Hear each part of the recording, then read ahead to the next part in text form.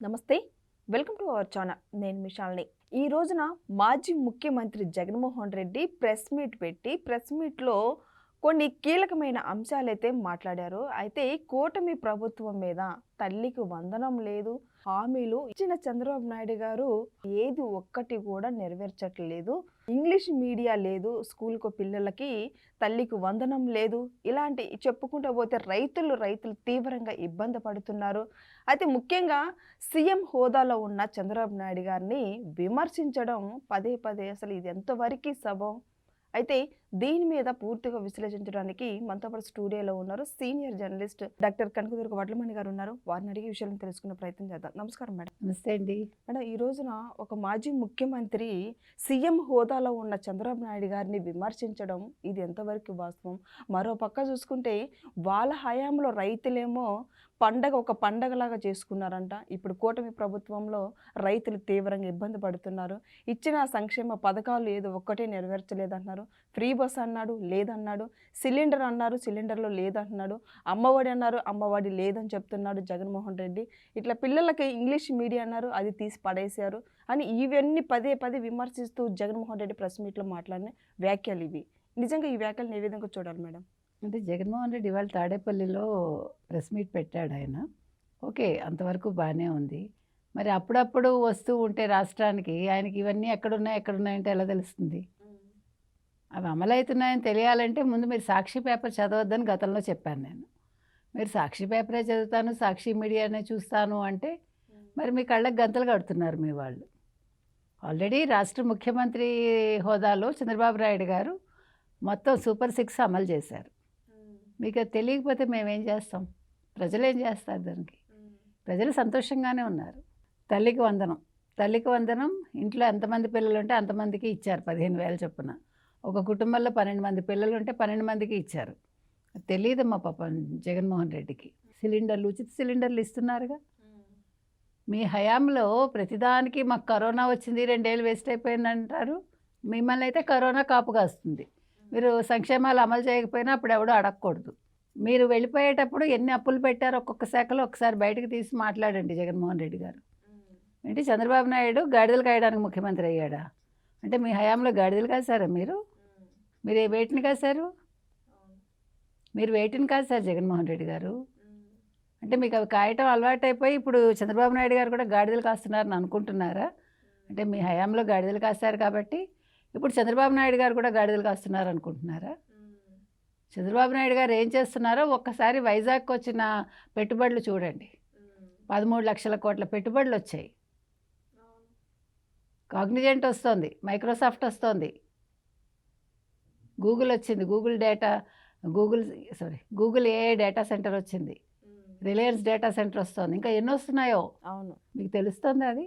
ఒక press meet పెట్టే ముందు అసలు ఏం జరిగింది, ఏం జరుగుతోంది రాష్ట్రంలో తెలుసుకుంటే బాగుంటుంది. ఎక్కడో వేరే రాష్ట్రంలో ఉండి అప్పుడప్పుడు ఒక అతిథిలాగా వచ్చి ఓ ప్రెస్ మీట్ పెట్టేసి మళ్ళా ఫ్లైట్లో వెళ్ళిపోతే ఇలాగే ఉంటుంది. ఇంకోటి మేడం, మనం అనొచ్చో అనకూడదో తెలియదు కానీ జగన్మోహన్ రెడ్డి గారి ప్రెస్ మీట్‌లో ఇది సంక్షేమ పథకాలు అమలు చేయట్లేదు. అమలు చేయకపోవడం ఎందుకు అమలు చేయట్లేదు? బొక్కలో వెయ్యాలి కదా అమలు చేయనప్పుడు. మరి ఈ భాష మాట్లాడచ్చా?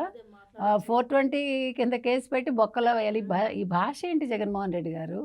మీరు ఆల్రెడీ బూతులు మాట్లాడించి మీ వాళ్ళ చేత మీరు ఎంజాయ్ చేసి ఈరోజు ఇంట్లో కూర్చున్నారు 11 సీట్లతోటి. ఒక ముఖ్యమంత్రిగా ఉండే వ్యక్తిని మీరు ఇలాంటి భాష మాట్లాడతారా? మిమ్మల్ని ఎవడైనా మాట్లాడాడా అలాగా? మీరు 5 ఏళ్ళు ముఖ్యమంత్రిగా ఉన్నప్పుడు మీకు తెలుసా అసలు ఎవరు అమలు చేస్తున్నారో ఎవరు అమలు చేయలేదో? మరి మేము సంక్షేమాలు ఇచ్చాము, 2 బటన్స్ నొక్కాను, మీరు 2 బటన్స్ నొక్కండి అంటే మరి మీ సంక్షేమాలు బాగుంటే మిమ్మల్ని ప్రజలు ఎందుకు అనుకోలేదు? మీరు ప్రజల్ని నిందించారు, నేను ఇచ్చాను మీరు వేయలేదు అని. కల్తీ లిక్కర్ లేదు, కల్తీ లిక్కర్ మీరే చేస్తున్నారు, కల్తీ లడ్డు వ్యవహారమే లేదు, నెయ్యి వ్యవహారమే లేదు, అనవసరంగా వైవి సుబ్బారెడ్డిని ఇబ్బంది పెడుతున్నారు. పిన్నెల్లి సోదరులు అసలు హత్యలే చేయలేదు, తెలుగుదేశం వాళ్ళు చేసి పిన్నెల్లి సోదరుల మీద వేసేశారు. పోసాని కృష్ణమురళిని అన్యాయంగా సామాన్యుడిని అరెస్ట్ చేశారు. ఒక సీనియర్ జర్నలిస్ట్ కొమ్మినేని అరెస్ట్ చేశారు. ఒకవేళ అవన్నీ తప్పుడైతే కోర్టు ఈ పార్టీకి చెప్పాలిగా. తప్పుడు కేసులు అయితే కోర్టు ఏమీ అన్యాయం అని అనలేదుగా. ఇప్పుడు జగన్మోహన్ రెడ్డి గారు మాట్లాడినవన్నీ ప్రజలకి వాస్తవాలు తెలియాలంట. మరి ఈ కూటమి ప్రభుత్వంలో అన్ని తప్పులు చేసుకుంటూ పోతుంది. రైతులకి ఇబ్బంది పెడుతున్నారు. అంటే వాళ్ళ హయాంలో రైతులు ఒక పండగలాగా చేసుకున్నారంట. ఏం పండగ చేసుకున్నారు చెప్పమానండి. ఎక్కడ చేసుకున్నారు పండగ చెప్పమానండి. ఇవన్నీ కాదండి ఇవాళ ఆయన మాట్లాడినవన్నీ ఆయనకి తెలుసు. ఇప్పుడు జగన్మోహన్ రెడ్డి ఇరుక్కున్నాడు. ఆయనకి కాలు చెయ్యి ఆటలేదు. ఇప్పుడు వైవి సుబ్బారెడ్డిని సమర్థించుకోవాలి, పిన్నెల్లిని సమర్థించుకోవాలి. భూమన కరుణాకర్ రెడ్డి గురించి మాట్లాడినట్లేదు కదా. చిన్నప్పన్న గురించి మాట్లాడాడు. చిన్నప్పన్న అంతా చెక్కుల రూపంలో తీసుకున్నాడు శాలరీ.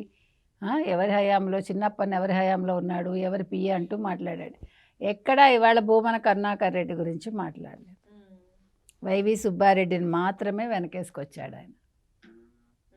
అంటే వైవి సుబ్బారెడ్డి చెప్పాడు కదా నేను లై డిటెక్టర్ టెస్ట్కి ఒప్పుకుంటానని, అందుకని భయపడి ఇవాళ వెనకేసుకొచ్చాడు.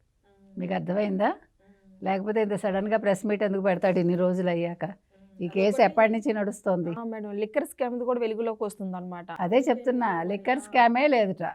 లిక్కర్ స్కామ్ లేకుండానే అనిల్ చోస్కి నిన్నంతా మాట్లాడాడు, డొల్ల కంపెనీలు మా గురించి మాట్లాడాడు. ఆ డబ్బులు ఎక్కడి నుంచి ఎలా వెళ్ళాయో హవాలా రూపంలో వచ్చింది. ఇప్పుడు లిక్కర్ స్కామ్ లేదు అని మీరు ఎలా చెప్తారు? మిథున్ రెడ్డిని అరెస్ట్ చేసినప్పుడు జడ్జి అడిగాట ఎందుకు అరెస్ట్ చేశారని. ఇప్పుడు ఏంటంటే ఇప్పుడు అష్టదిగ్బంధనం అయిపోయింది. ఆయనకి కాళ్ళు చేతులు ఆడటం లేదు, ఏం చేయాలో తెలియట్లేదు. అర్థమైందా మీకు? అందుకని ఇవాళ ప్రెస్ మీట్ పెట్టాడు ఆయన. నిజాలని ఎలా అబద్ధం చేయాలి అనే దానికి ఇవాళ ప్రెస్ మీట్ పెట్టాడు. ఇవన్నీ జరుగుతున్నాయి, నిజం అని తెలుసు. ఆ ట్యాంకర్ల గురించి మాట్లాడతాడు. మా హయాంలో 18 సార్లు మేము నెయ్యి ట్యాంకర్లు వెనక్కి పంపించామని. ఉత్తి ట్యాంకర్లు పంపించామో ఎవడికి తెలుసు కదా.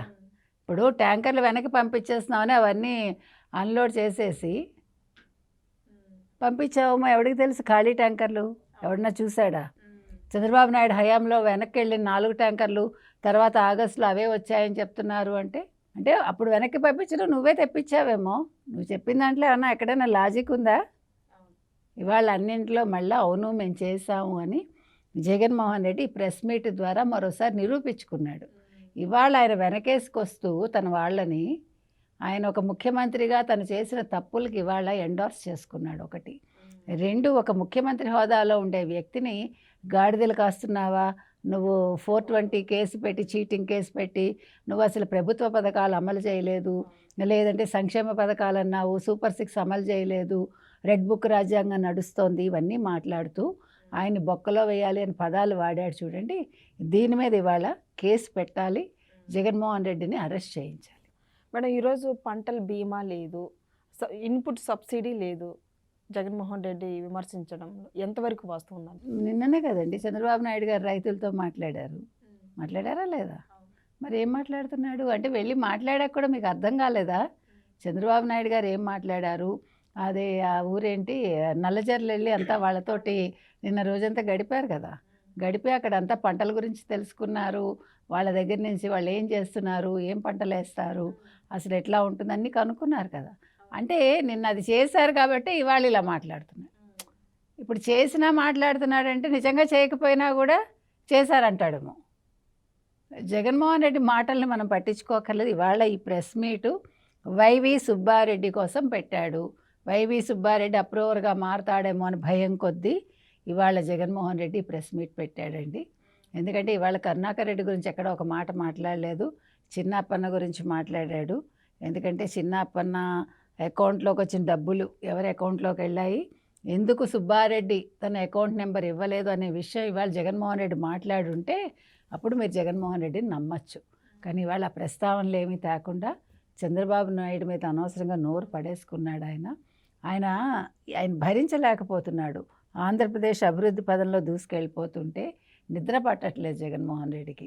ఈయన రేపొద్దున పోలవరం పూర్తి చేస్తారు, ఈయన రేపొద్దున్న అమరావతి పూర్తి చేస్తారు, నేను జైల్లో ఊచలు లెక్క పెట్టుకోవాలి, నేను జీవితకాలం ఖైదీగా ఉంటాను, ఈయన జీవితకాలం ఒక అభివృద్ధి తీసుకొచ్చిన ముఖ్యమంత్రిగా నిలిచిపోతాడు, మరో 15 ఏళ్ళని పవన్ కళ్యాణ్ అంటున్నాడు, 15 ఏళ్ళు ఏంటి 30 ఏళ్ళు ఉంటాడా ఈయన అనే భయంతో ఆయన ఇవాళ ప్రెస్ మీట్ అయితే పెట్టాడు. Thank you madam. Thank you.